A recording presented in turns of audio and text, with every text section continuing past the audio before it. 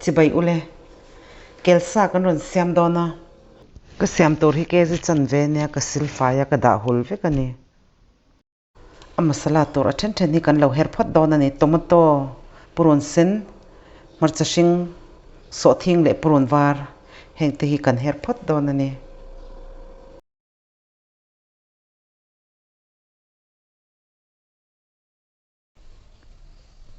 ti hian hei a masala po hi ka lo her zo to a heta hian ka her lai khan tui kha ka tel lawa du tan chuanin a tel thei thawa marcha hring kha adu lo tan chuanin a tel lo thei thawa ni tel hi ml somrok ka leya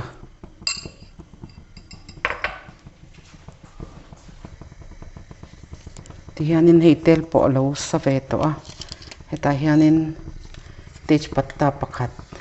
chuan hei hi thing marcha longpar ilaichi ate chi le alian chi kha thak thing nen ka tel don ani longpar he ron po ka nga purun sen kan thlang nga lang nen purun sen pum ni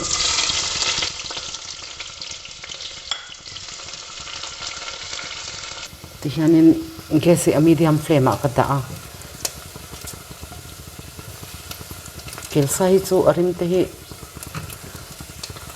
ana dewa sadang ain chuwang chan garam masala te hi katela heti ang a garam masala pa nga ilaichi long par ti vel te hi kan tel do lo po in ready made garam masala meat masala kha atel thei thawani ron sen hi ti hian a sen ve de thleng khanin kan kang don ani ti hianin hei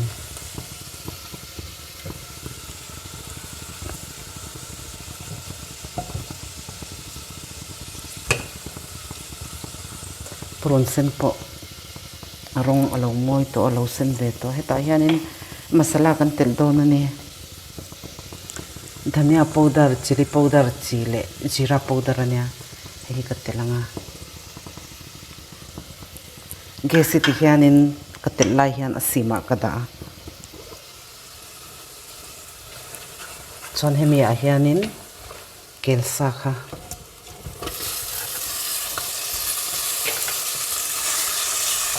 sa ka thak nu hian nei hi medium a ka da le a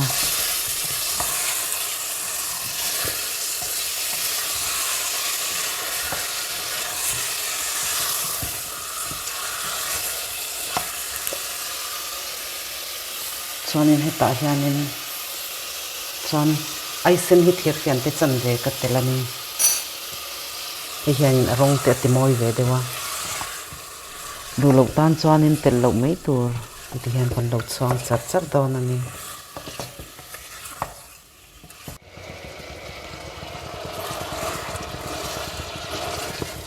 hianin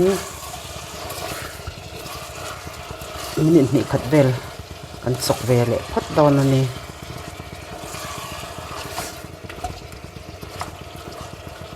adu tan ajino te kha atel theya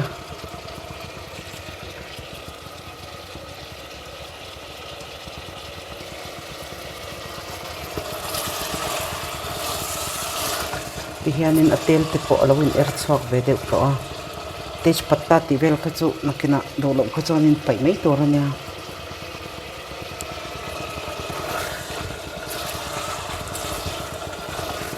ti hianin ni vel lo chok to a heta hianin ni china masala purun var purun sen khatyang kan her kha kan tela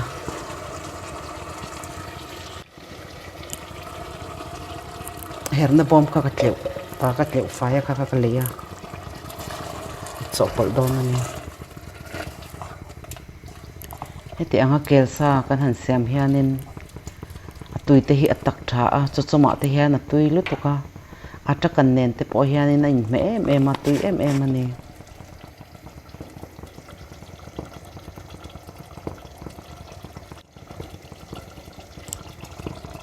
hianin purun var le purun sen so thing khatyang kan tel ho kha a hel rim a re thleng khanin ti hian kan chuang don ani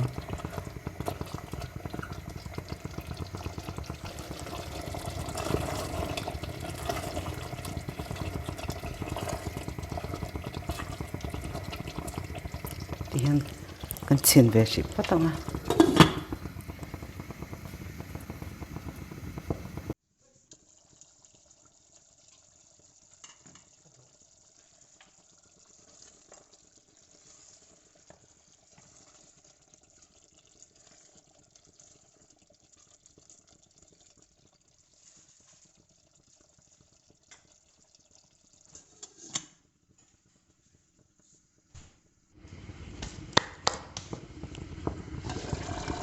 ti hianin mini som borvel kan chuang to a purun warte so thing te khami hel rim kha alo re to a rim te po hi alo pui to lu to ka hei heta hianin dhania katela dhania hianin atirim tui em a du chon ba khor te po kha atel thei ani chon garam masala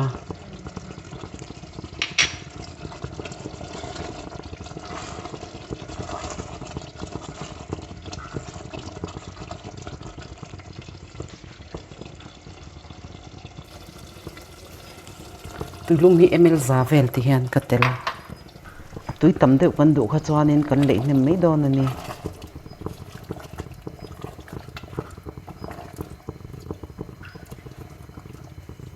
hi du chuan ti po hianin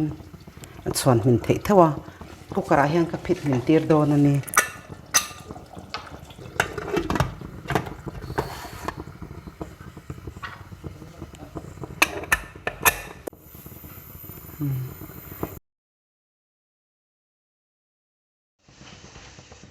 ti hianin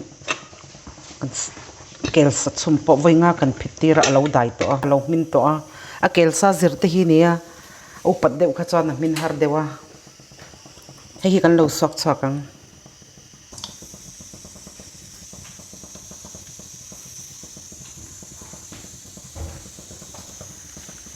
dhania te khadu chuan a hel khan a chunga te hian phul thei thawa hete han phit min tel hianin atirim tui le zwal bik katia chuwang ne ka phit tela thain ti zong te ni chuan in lo siam ve dawn ania pe channel min lo thlir saka wangin ka lo me